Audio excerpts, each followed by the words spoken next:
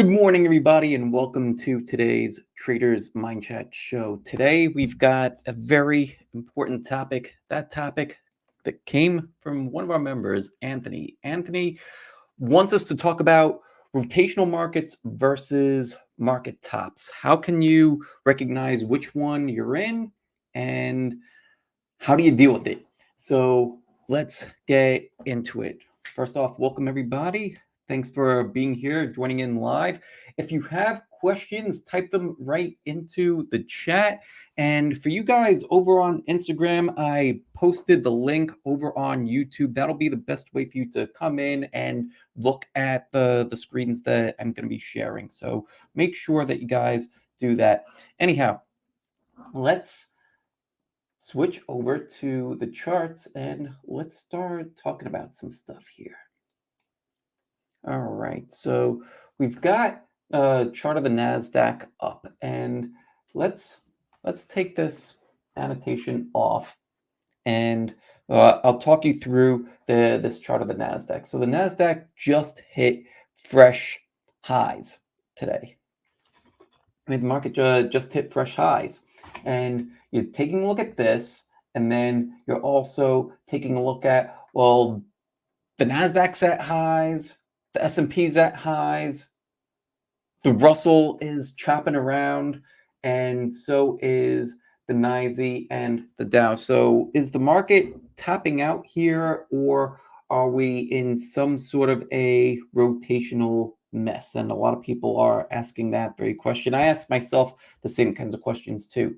The first thing that tips me off if we're going to be in a rotational market versus a market top is really the stocks themselves. And so, well, what do I mean by that? Do I mean that I'm looking at every single stock in the market? Am I looking at all 10,000 stocks? No.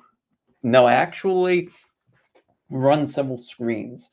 And I actually got off a call earlier today. I was talking with the people over at Market Surge, and they were interested in what do I do? Well, how do I use their products? So I'm going to walk you through a little bit of the types of things that I do over here. So again, you guys over on Instagram, hop on over to YouTube and check that out. Great. So I have my Market Surge up, and there's a few different screens that I run. So I'll start off by running all these screens over here that say weekly screens. I custom built these myself, and they're all based on can slim principles. So for those of you that are interested in growth stocks, those of you that like Investors Business Daily, or maybe you follow Mark Minervini, if you're familiar with any of those types of names, all this follows that.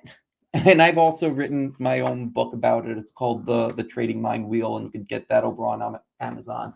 Anyhow, I run these weekly screens, and I run these screens each week, and it quickly tells me what stocks are the current growth stocks in the market. So I'll run each one of these, and I will take what passes here, and I'll move most of them over to this universe list that I've built, right? So only a handful of stocks will make it onto the universe list. So right now, I don't know if you could see it very well, but it's 349 items that are on the universe list. So out of all 10,000 or so stocks in the market, there's only 349 that have passed my screens.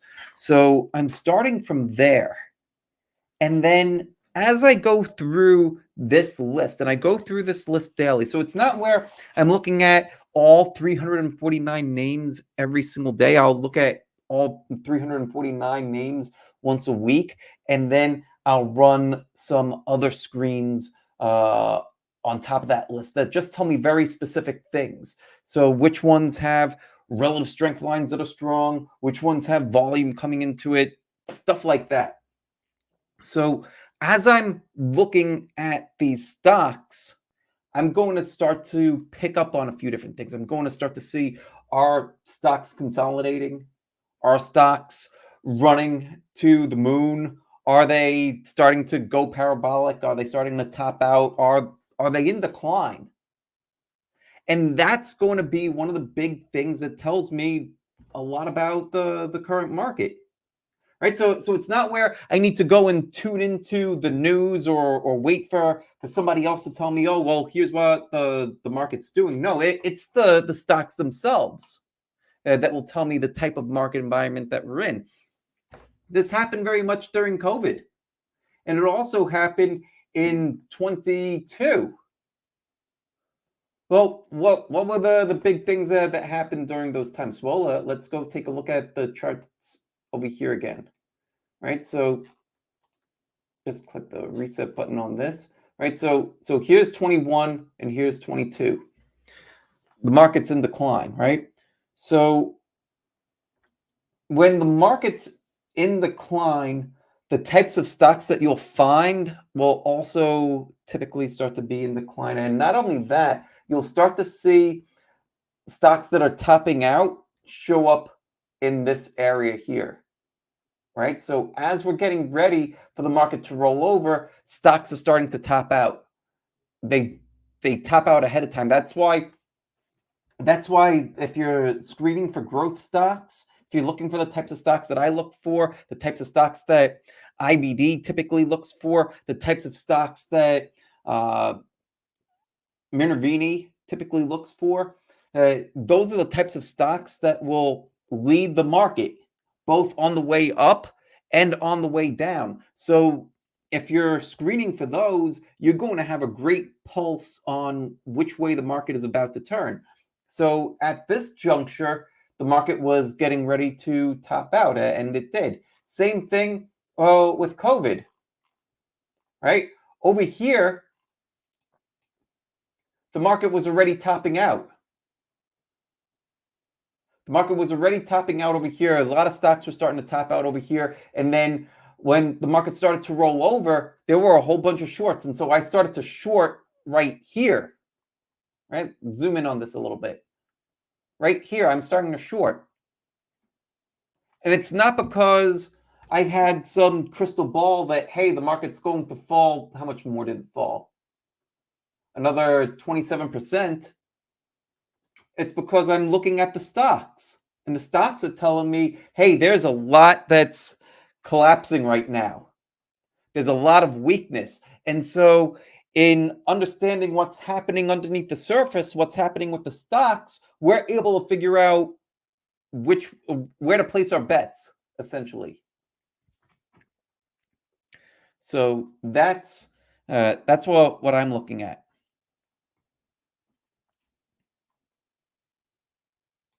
Then when we go and we take a look at the market, right? Well, we could start to see, well, which way are things moving with the market? Because if we're starting to see stocks topping out, or let's say that we're not seeing stocks top out, right? So let's take a look at the current market. At this point, I'm not seeing stocks topping out. I'm seeing some stocks rotate, but I'm not seeing stocks top out where we're getting these epic collapses. Some stocks aren't doing well. Some stocks ran up and need to take a breath, right? Here's some that we were looking at before, right? Like NVIDIA. I was in NVIDIA for the bulk of this move. Right? My original position in NVIDIA started here, and I sold it on this day. Right? I sold it on June 20th. Why? Because that was a major sell signal. So I locked in roughly 40% overall on this one. But this is not a top. This is a consolidation. And you can see how price pulled back to that purple line. That's the 21-day exponential moving average. We could get into why that one's important if you want.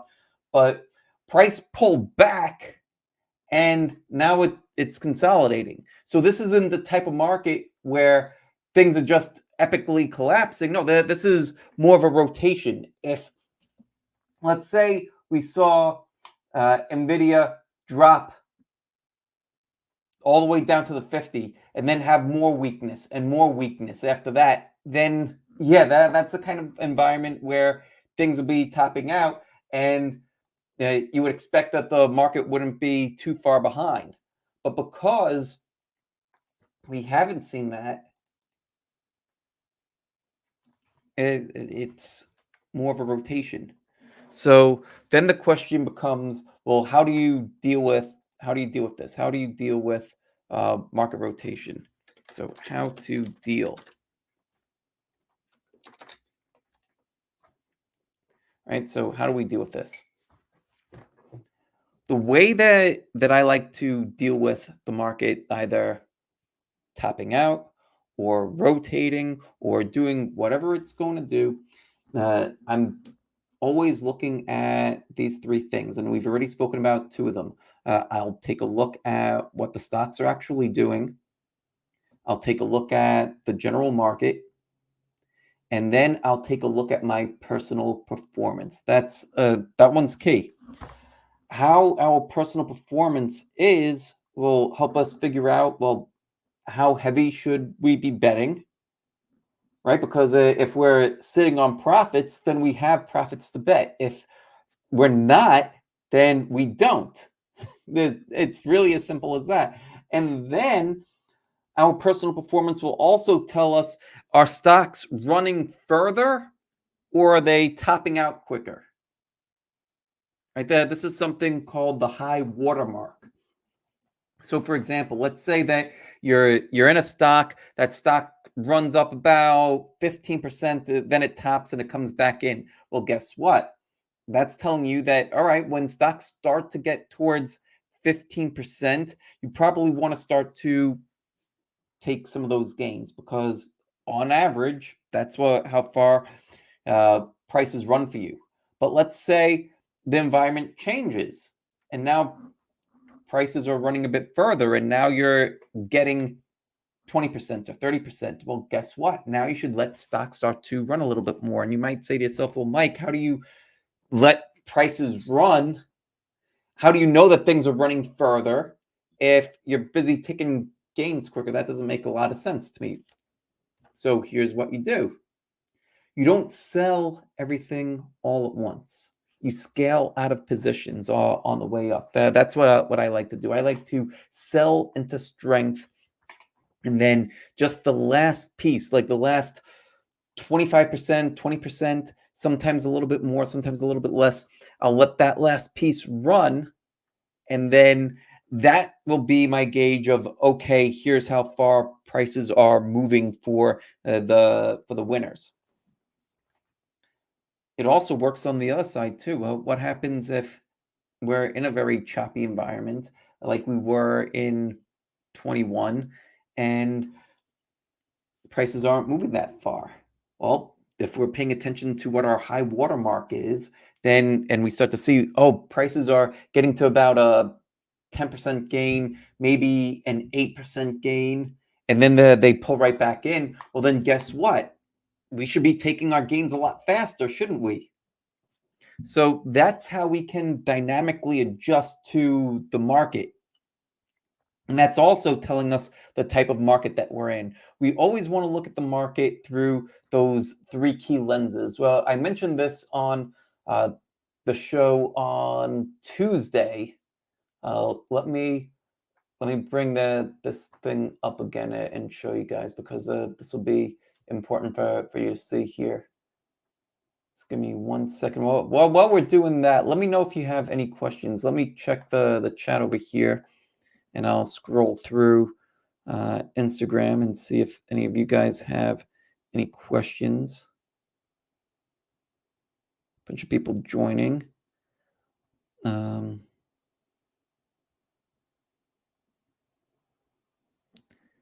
Hello, everybody over there on Instagram. Hello, people over here on YouTube and X.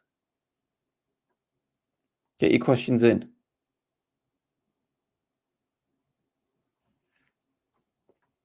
All right. So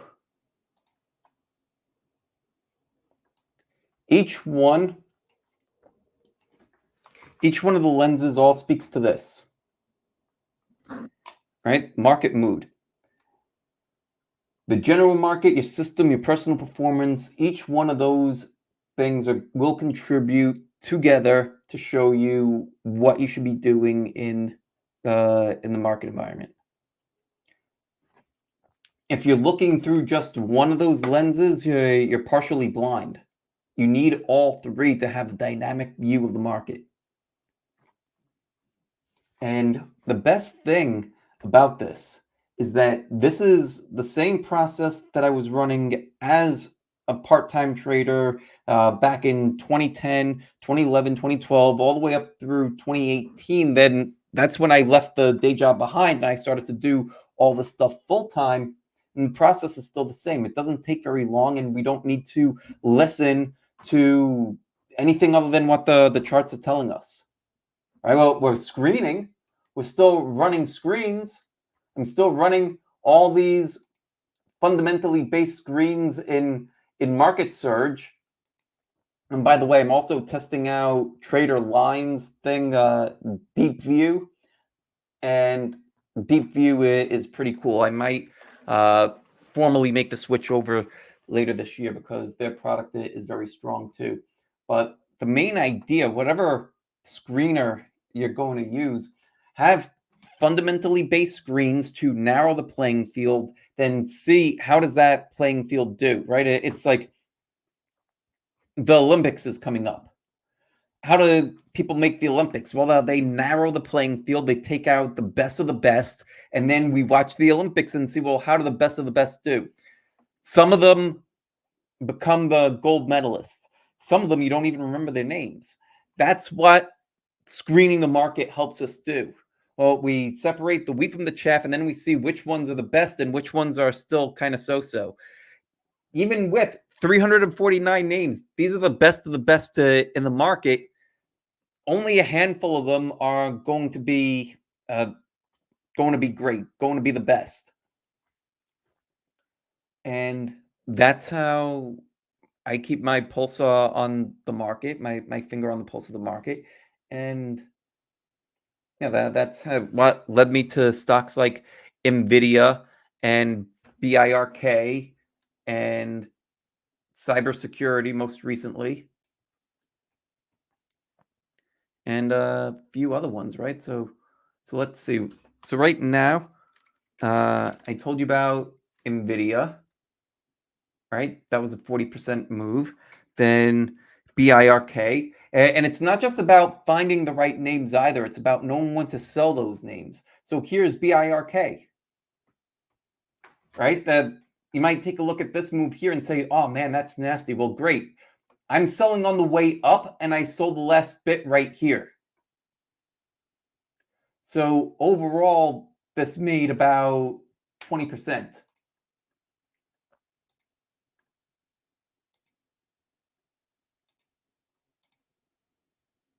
Yeah, 23.5%. Then there was TWST, and you might say, well, this one is all over the place too. Well, this one was also sold into strength, and the last bit was sold earlier in the week. This was another one that made about 20 or so percent. And that's really the name of the game, right? It's about we want to find the right names, get into them at the right times, and then sell them at the right times too. Maybe this sounds a bit complicated. It's not as complicated as you'd think. Like it's not easy, I would say, right? Because if it were easy, everybody would be doing it. So I don't want to give that kind of false impression, but it's not as complex as most people make it. Most people make it far too complex. I was one of those people that made it far too complex in the beginning, throwing everything in the sun into the analysis. When we get very clear on what it is that we're going to even allow into our analysis, that's when we could start to cut away the noise and just focus on what we need to focus on. And yeah, that's about it. So we've got a couple of minutes left here, so let me know what questions you guys have, and we'll go through questions. And if you have questions about what we spoke about, wonderful. If you have questions about something else, we'll open up the floor to questions about whatever it is that you happen to have questions on. And by the way, if you're not already on our newsletter, please get onto our newsletter. The newsletter is marawealth.com/newsletter, and I will grab the link and I'll put that link over in the chat.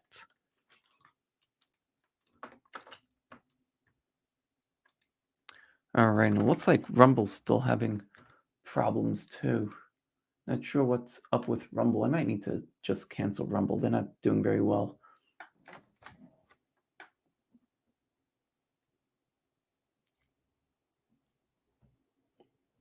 But let's see. Well, what questions do you guys have?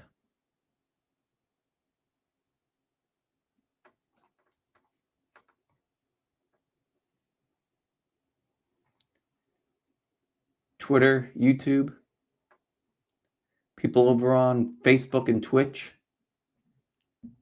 Any questions? How about you guys over here on Instagram? Let me scroll through the gram and see what questions are coming up. FX Diamond asks, do you only trade with stocks? I primarily trade with stocks. Sometimes I'll trade crypto. If crypto is setting up well, then I will trade crypto. Right now, crypto is consolidating. Right, let's take a look at crypto.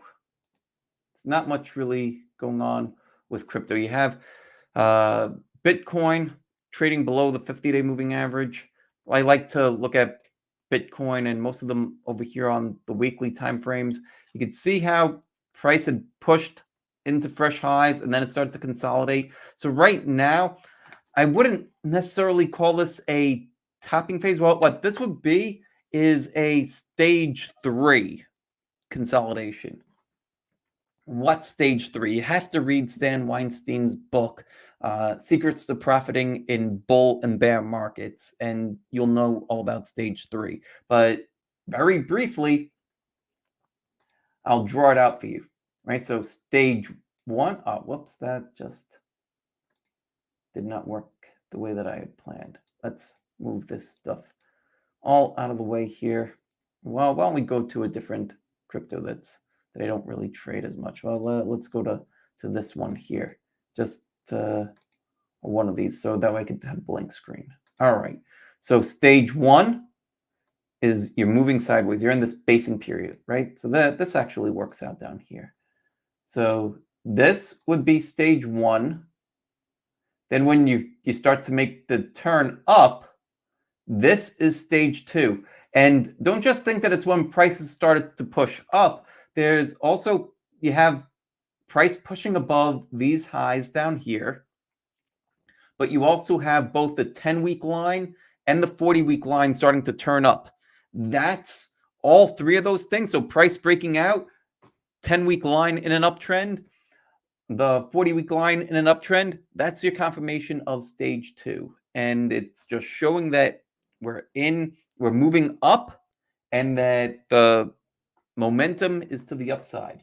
Then when you start to top out and you're going this way, right, and you just chop it around and then you're below the 10-week line, but the other moving averages are still moving up, you're essentially still in, now you're in a stage 3. And the market needs to pick a direction. Is it going to continue up or is price going to roll over? So at this point, price decided to continue its march higher. Then prices started to move sideways again.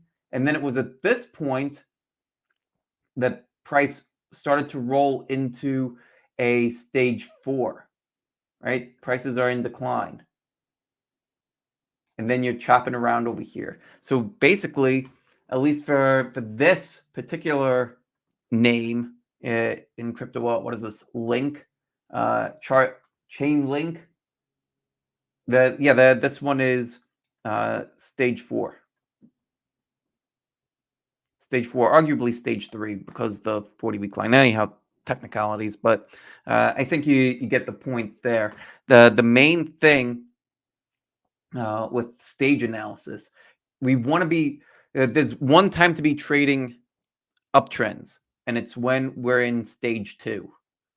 The reason why we only want to be trading when we're in this zone, right? We only want to be trading in that zone, and let's make that green.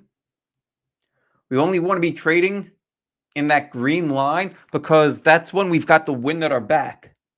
That's when prices have a tendency to move higher. So keep that in mind. So I'm primarily focused on stocks, but this technical analysis works on pretty much anything that trades.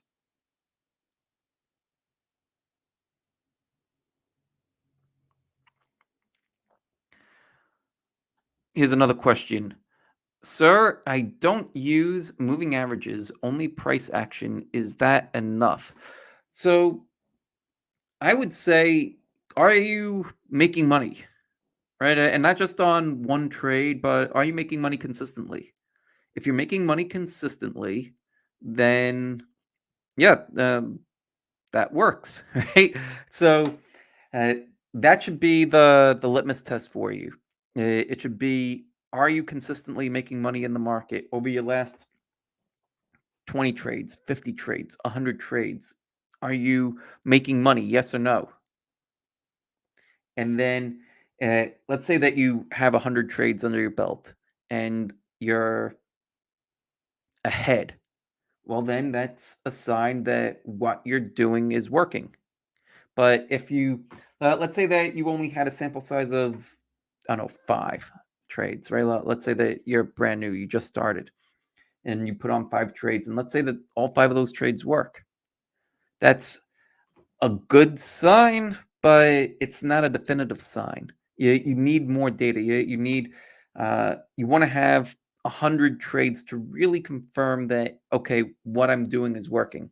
And you don't need to be trading with live money per se to get that kind of confirmation. You could back test and get that kind of confirmation for yourself. You would still want to do tests with real money once you have the confirmation, but you don't need to put real money on the line in order to do back testing.